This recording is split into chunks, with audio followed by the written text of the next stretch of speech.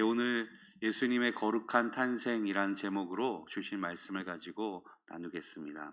우리 먼저 가까이 계신 분들하고 한번 인사해 볼까요? 함께 예배하게 되어서 영광입니다.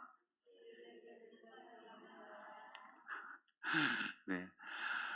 음, 오늘 우리가 읽은 이 마태복음은 예수님의 12제자인 한 명인 마태가 기록했다고 그렇게 알려져 있죠. 마태의 원래 직업은 세리였고 그는 유대인입니다. 그 세리였던 마태가 예수님의 부름에 단숨에 회개하고 회심하여서 예수님의 제자가 되고 사도의 반열에 오르게 됩니다. 그는 유대인으로서 같은 유대인들에게 자신이 직접 보고 듣고 경험한 것들을 바탕으로 예수님이 유일하신 독생자로 하나님의 아들로 이 땅에 오셨고 그가 바로 예언한 메시아로 이 땅에 오셨다라는 것을 유대인들에게 전하기 위해서 마태복음을 기록하였습니다. 먼저 그는 1장에 유대인의 조상의 족보를 꺼내 들고서 예수님의 그 거룩한 탄생을 차근차근히 하나씩 하나씩 조명을 하기 시작합니다. 그런데 마태복음을 기록한 마태의 입장에서 보면 그저 예수님의 어떤 족보를 기록하고 싶은 마음일 수도 있겠지만 기록한 마태가 아니라 성경의 원 저작자이신 하나님의 입장에서 본다면 왜 신약을 시작하는 마태복음에 굳이 족보를 기록하였을까? 하나님은 왜 구약이 끝나고 신약이 시작하는 마태복음의 처음에 어떻게 보면 그냥 쉽게 읽고 넘길 수 있는, 그리고 어떻게 보면 지루할 수도 있는 이 족보를 왜 굳이 마태복음 1장에 기록하셨을까라는 그런 의문이 들기도 합니다. 족보라고 하면 성경을 읽다 보면 간혹 족보의 기록들이 있는 것을 우리가 보게 되죠. 창세기 10장에 나오는 노아의 족보, 11장에 아브라함의 족보, 룻기 4장에 나오는 다윗의 족보, 그리고 열왕기에 등장하는 이스라엘과 남유다 왕의 그런 족보들이 바로 그렇습니다. 이 족보가 언제 등장하는지 그 앞뒤의 문맥을 우리가 잘 살펴보게 되면 하나님께서 어떤 큰 사건이 하나 끝나고 나서 새로운 시작을 알리실 때, 새로운 시작을 선포하실 때 족보가 기록되고 있다는 것을 우리가 성경을 읽어보면 잘 눈여겨서 보면 알 수가 있습니다. 그런 관점에서 마태복음에 언급한 이 족보, 이것은 바로 우리가 흔히 말하는 암흑기, 침묵기라고 하는 구약과 신약 사이의 400년간의 그 모든 것을 싹 정리하고 다시 이제 새로운 역사를 선포하는 하나님의 그 선포인 것이죠. 그리고 마태는 이런 메시아의 탄생을 신호탄과 같이 쏘아 올리면서 선언하는 것입니다. 아브라함과 맺은 하나님의 언약이 이제 실현되었다. 우리를 위하여 예언하신 대로 메시아가, 구주가 탄생하셨다라는 그 신호탄, 선언문과 같은 것이 바로 마태가 기록한 오늘 우리가 읽은 족보입니다. 자, 그런데 여러분, 예수 그리스도의 탄생이 참으로 기쁘긴 합니다. 기쁘긴 한데 한 가지 이상한 점이 왜 아기로 오셨을까? 이것은 여전히 궁금한 거죠. 왜 그렇습니까? 천지 만물을 창조하신 하나님이 이 땅에 오신다? 그러면은 누구도 건드릴 수 없는, 범접할 수 없는, 누구도 방해할 수 없는 그런 방법으로 하나님께서 딱 탄생하셔야 되는데 연약한 인간의 몸을 입고 수대를 걸쳐서 그렇게 내려져 오는 그 자손의 길목에서 예수님이 태어나셨다라는 것은 조금 의아합니다. 뭔가 신이라면 뭔가 더 특별한 방법으로 태어나야 되는 거 아닌가? 누구도 방해하지 못할. 여러분, 제가 왜 이 방해하지 못할이라는 표현을 쓰냐면 생명이라는 것은 참으로 연약합니다. 어떤 분들은 아이고 이 목숨이 참 질겨가지고 참 쉽게 죽는 게 아니라라고 말씀하시는 분도 있을 수 있지만 생명이란 연약한 것이죠. 길어봤자 100년 안팎 아니겠습니까? 자신이 스스로 이 생명을 없애버릴 수 있어요. 누군가의 고의나 실수로 뺏길 수도 있는 것이 생명입니다. 아니면 자연재해나 어떤 사고로 인해서 내가 원하지 않았지만 잃어버릴 수 있는 것이 생명입니다. 예수님이 오시는 그 길에, 그 족보에 그런 일이 한 번도 없었을까요? 그렇기 때문에 제가 왜 방해받지 않는 독특한 특별한 방법으로 오시지 않고 그 험난한 길을 거쳐서 예수님의 탄생이 연약한 아기의 모습으로 오셨냐라는 것이 의아한 것입니다. 하나님 실수하신 거 아닐까? 라는 그런 생각까지 들게 만드는 것이죠. 하지만 오늘 우리가 이 예수 그리스도의 탄생이 결코 순탄하지 않았다는 이 사실을 오히려 지켜보면서 하나님께서 우리에게 무엇을 말씀하시고자 하는지 그것들을 우리가 한번 오늘 살펴보고자 합니다. 말씀드린 바와 마찬가지로 예수님의 탄생은 순탄하지 않았는데 이 마태복음의 족보는 아주 특별한 방법으로 기록이 되죠. 먼저 이 일반적인 족보의 기록이 어떻게 됩니까? 먼저 언제 태어났다, 누가 태어났다, 그리고 얼마 동안 누구를 낳았다, 그리고 얼마나 오래 살았다, 언제 죽었다. 보통 족보는 이 네 가지 일반적인 사실을 가지고 기록이 되는 것이 상식입니다. 그리고 성경의 다른 족보도 보통 그렇게 기록이 되죠. 물론 한두 가지가 생략될 수는 있습니다만 보통 이런 내용을 가지고 기반으로 기록이 되는 것이 족보입니다. 그래서 족보는 죽음으로 마무리가 되고 또 새로운 사람이 등장해서 또 얼마나 살다가 누구를 낳고 죽었다, 이렇게 기록이 되는 것이 일반적인데 오늘 우리가 읽은 이 마태복음의 족보는 그런 걸 기록하지 않아요. 오직 단 한 가지만 기록합니다. 무엇입니까? 누가 누구를 낳았다, 누가 누구를 낳았고 누가 누구를 낳았다. 다시 말해서 마태복음의 족보는 생명이 또 다른 한 생명을 낳아서 이 생명이 연결이 되고 전달이 되어져 왔다. 그래서 그 생명이 전달되고 연결되어짐의 끝에 예수 그리스도가 탄생하셨다라고 오늘 마태복음의 족보가 가리키고 있는 것입니다. 근데 언뜻 보기에 별거 아닌 것 같아 보이는 이 족보, 결코 쉽게 시작해서 쉽게 끝나지가 않습니다. 말씀드렸듯이 예수님의 탄생은 누구도 방해할 수 없는 그런 길이 아니라 연약한 생명이 생명을 연결하는 그 길목에 있기 때문이죠.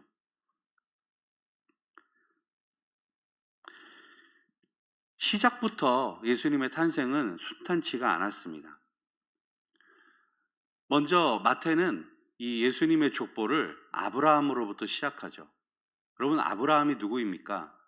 저기 갈대아 우르에 살던 한 촌사람에 불과한데 자기 아버지와 함께 우상을 조각하는 일을 하며 살던 사람이 바로 아브라함입니다. 하나님을 잘 모르는 사람이에요. 그런데 하나님은 어느 날 그를 부르셔서 내가 내게 지시할 땅으로 가라. 그래서 하란으로 그리고 가나안으로 이주를 하게 되죠. 그리고 하나님이 가나안에서 아브라함에게 약속을 하세요. 내가 너에게 땅을 줄 거야. 땅뿐만이 아니라 내가 네 자손을 저 하늘의 별처럼 모래알처럼 많게 할 것이다. 이제 너에게서 아들이 태어날 거야. 이때 아브라함의 나이가 75세입니다. 여러분 한번 생각해 보십시오. 75세가 될 동안 자식이 없어요. 아들이 없습니다. 자신의 후사가 없다는 건요, 소망 없이 살아가는 거예요. 무슨 낙으로 살겠습니까? 그런 아브라함에게 75세 때 하나님이 아들을 낳게 될 거야 라는 약속은요, 더없이 기쁜 소식입니다. 근데 이게 웬일입니까? 뭔가 좀 이상해요. 1년이 지나고 5년이 지났어요. 10년이 지났어요. 아들 소식은 전혀 들려오지 않습니다.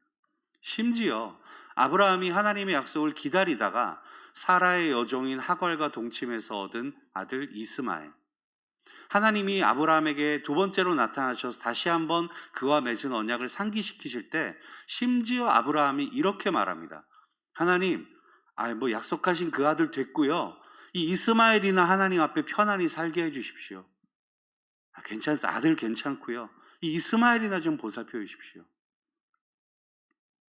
하지만 하나님은 포기하지 않으셨어요. 하나님은 아브라함과 맺은 언약을 결코 놓거나 포기하거나 잃어버리거나 그래 너도 싫다는데 뭐 내가 왜, 이렇게 하지 않으셨어요. 그리고 마침내 100세가 되던 해에 아브라함은 이삭을 낳게 됩니다.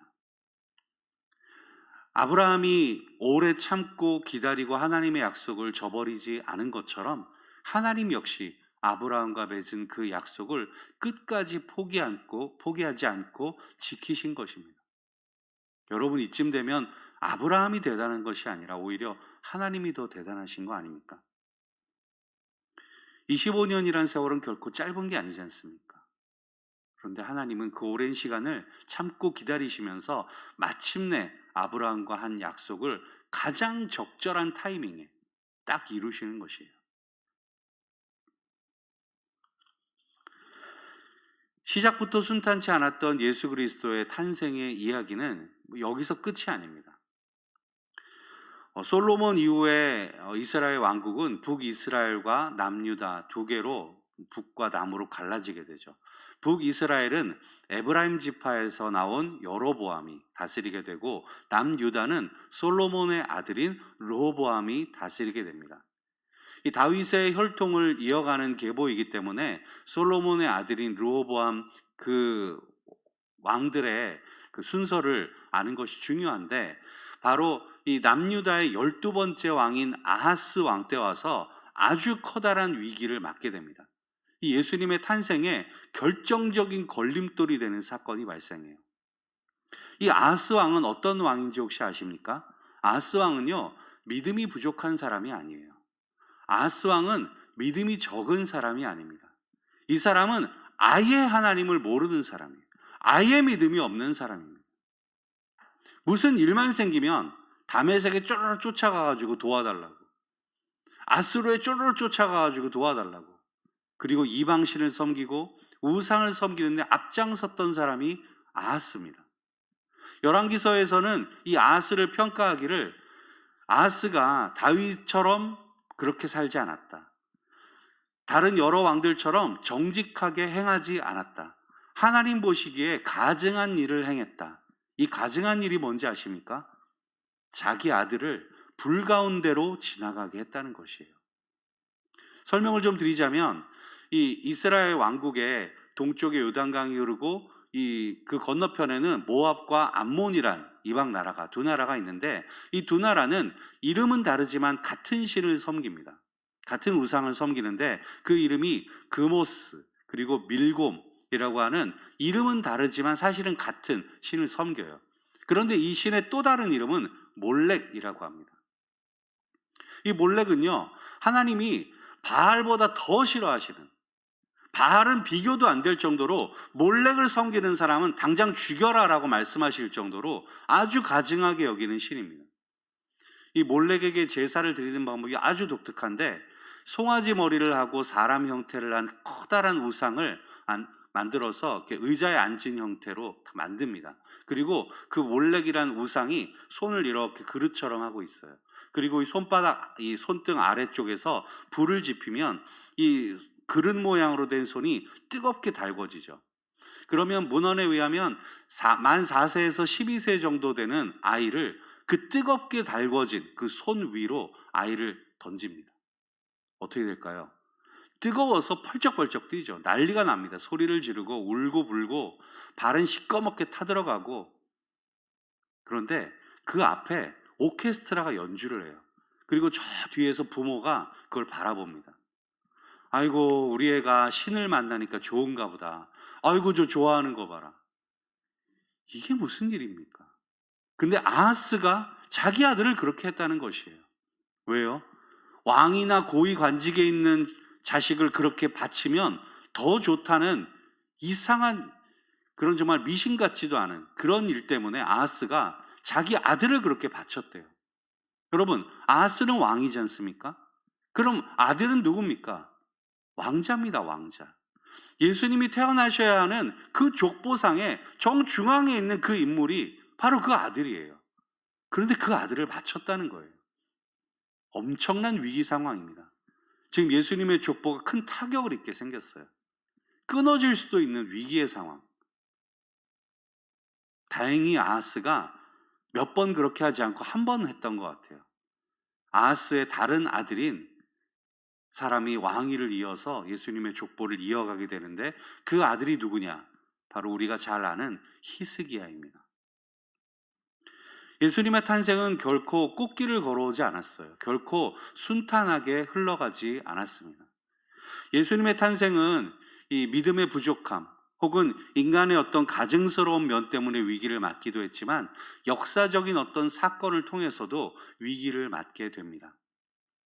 기원전 586년 바벨론이 이제 남유다의 수도 예루살렘을 완전히 함락하고 몇 차례에 걸쳐서 포로를 잡아가게 되죠. 이때 왕과 귀족을 비롯한 많은 백성들이 포로로 잡혀가는데 이때 잡혀간 왕이 누구냐? 바로 남유다의 마지막에서 두 번째 왕인 여호야긴 왕입니다.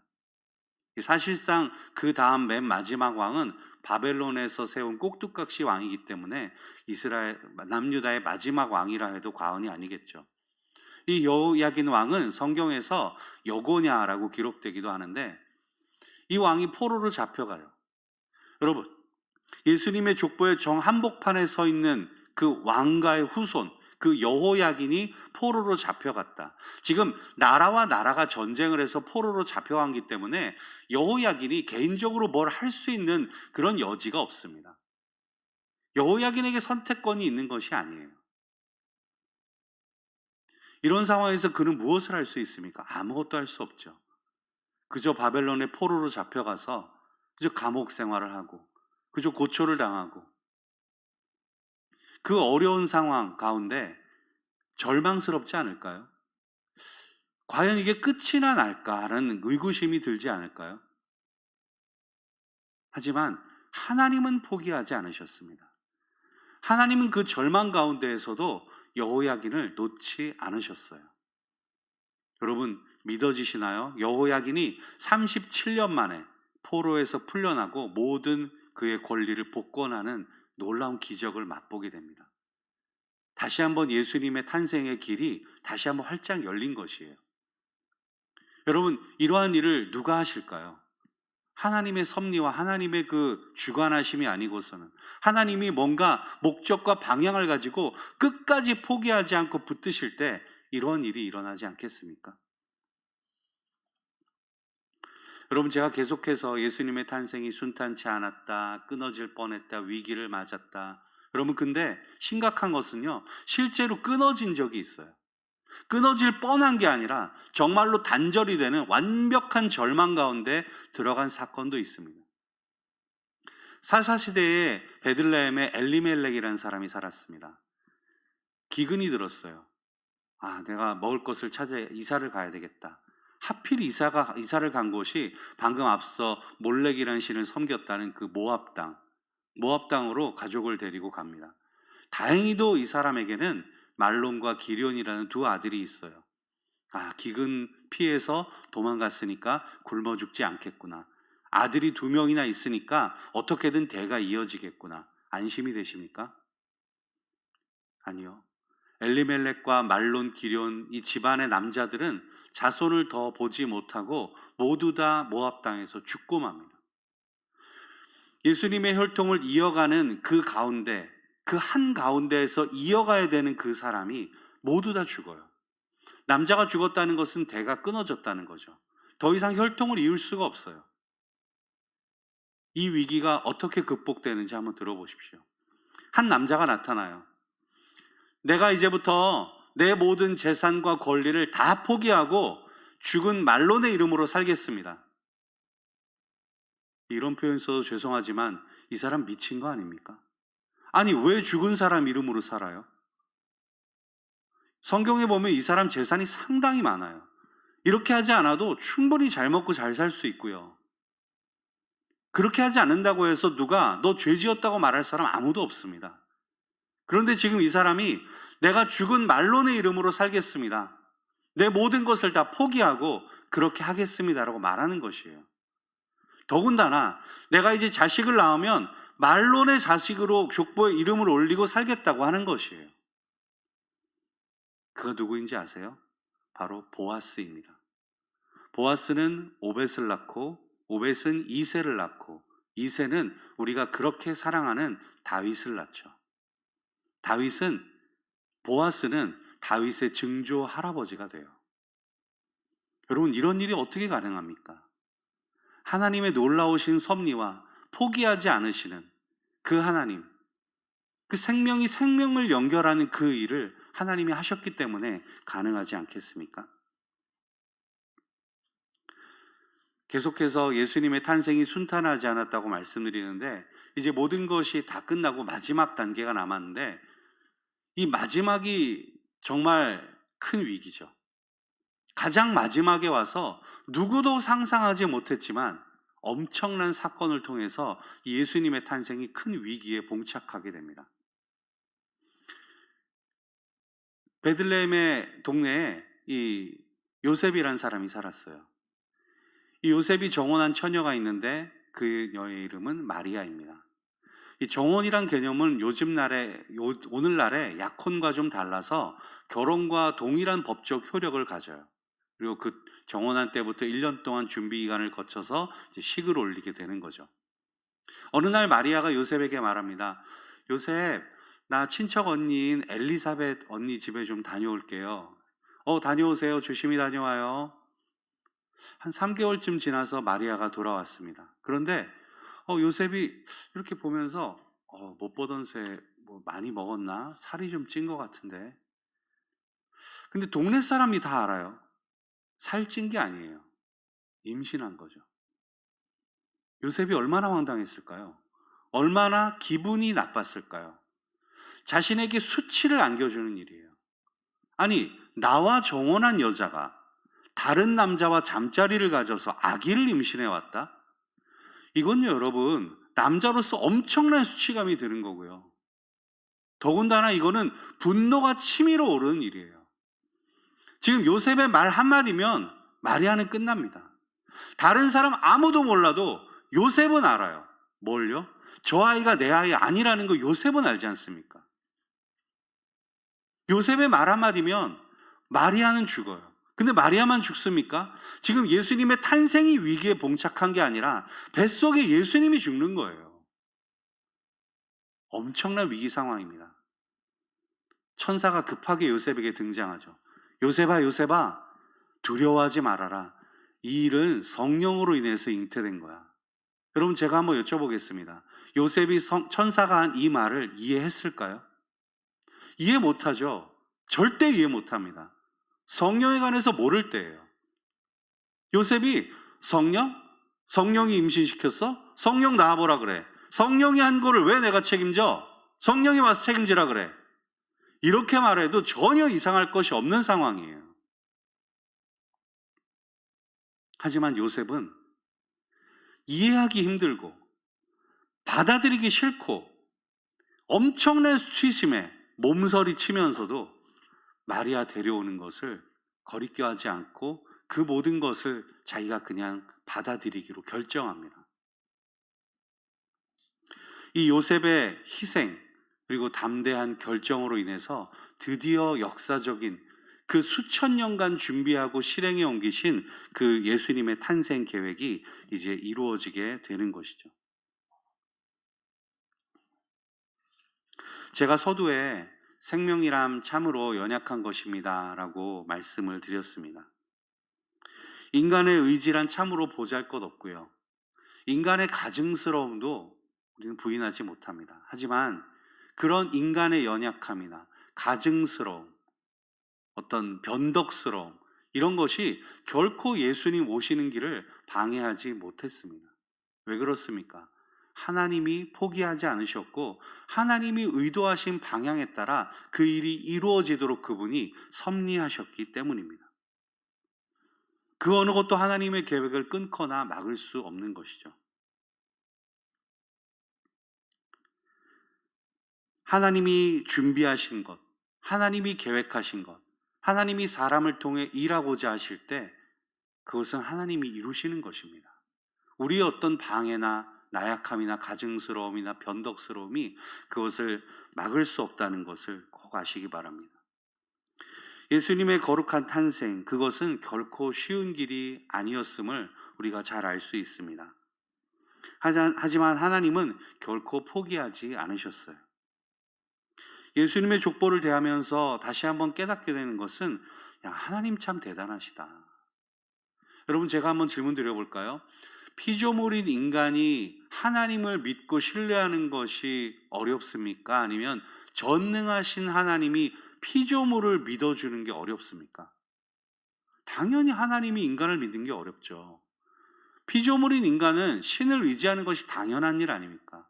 하지만 오늘 하나님은 이 위대한 하나님의 계획, 이 원대하고 수천 년간 준비되어지고 실행되어지는 이 계획을 한낱 인간인 보아스에게, 요셉에게 그 일을 맡기시면서 하나님 오래 참고 기다리시고 하나님의 섭리로 그것이 이루어지게 하신 것이에요.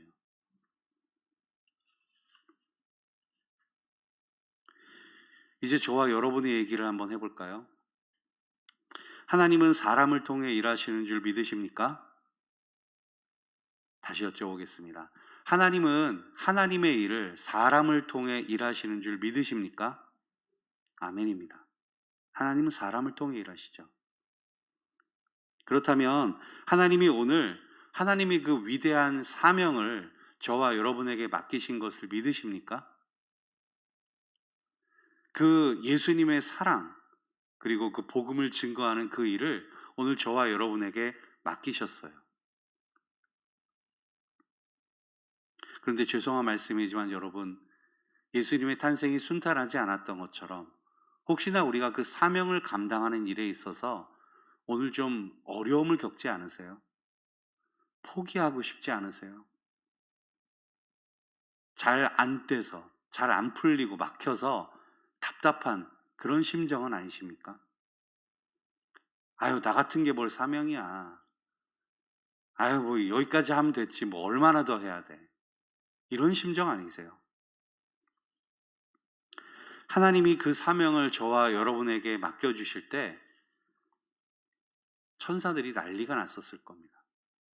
하나님, 아니, 지금 그 사명을 여상원에게 맡기신다고요? 하나님, 다른 사람 다 돼도 여상원 쟤는 안 됩니다. 쟤 말도 잘 못하고 동작도 느리고 쟤는 안 돼요. 하나님, 쟤 할 줄 아는 것도 없어요. 하나님, 그 위대한 사명을 제일교회 성도들한테 맡기신다고요? 하나님, 다른 사람들은 몰라도 제일교회는 안 됩니다. 할 줄 아는 게 뭐가 있습니까? 돈이 있습니까? 재력이 있습니까? 냉랭하고 힘도 없고 백도 없고, 아니 그런 사람들한테 무슨 하나님의 사명을 맡깁니까? 하나님 제발 다시 생각해 보십시오. 여상원 쟤는 절대 안 되고요, 제일교회 절대 안 됩니다. 하나님 다시 고려해 보십시오. 천사들이 난리가 나서 하나님 앞에 몰려들 거예요. 하지만 하나님은 우리에게 그 사명을 맡기십니다. 하나님은 포기하지 않으세요. 왜요? 우리의 연약함이나 나약함이나 우리의 가증스러움이나 우리의 변덕스러움이나 우리가 뭔가 가지지 않고 있다 해서 하나님의 사명이 결코 꺾이지 않는 것을 하나님은 아시기 때문이에요. 내가 너와 함께 하겠다. 내가 너에게 힘주겠다. 내가 너로 하여금 이루게 할 것이다. 나만 믿고 따라와라. 나에게 의지하고 나에게 기도하라고. 내가 너에게 새 힘을 불어주겠다고 하나님이 약속하셨어요. 그 하나님이 포기하지 않으시는데 지금 저와 여러분이 그 사명을 감당함에 있어서 그 사랑을 실천하고 복음을 증거하는 일이 조금 막히고 조금 어렵다고 해서 포기해서 되겠습니까? 우리 하나님이 여전히 우리를 붙잡고 우리와 함께 가고 계시는데 내가 지친다고 멈춰서야 되겠습니까? 하나님이 포기하지 않으세요. 우리 하나님이 포기하지 않으신다고요. 나 자신을 스스로 잘 아시잖아요. 얼마나 연약하고 할 줄 아는 것도 없고 내성적이고 뭐 힘이 있습니까? 돈이 있습니까? 하지만 하나님이 계시면 달라져요. 내게 능력 주시는 자 안에서 내가 모든 것을 할 수 있다고 말하지 않았습니까? 그 하나님께서 오늘 여상원 전도사를 그리고 우리 제일교회 성도들을 포기하지 않고 붙드시고 하나님의 섭리 안에서 할 수 있다고 말씀하시면 할 수 있는 겁니다. 그 사명을 감당할 만한 힘을 주시면 사명을 감당해내는 것입니다. 오늘 저와 여러분이 우리를 믿어주시고 우리에게 새 힘을 주시는 그 하나님 앞에 내가 그 사명을 온전히 감당하도록 도와달라고 다시 한번 결단하고 하나님 앞에 서는 저와 여러분 되기를 소망합니다. 우리 같이 한번 기도하겠습니다.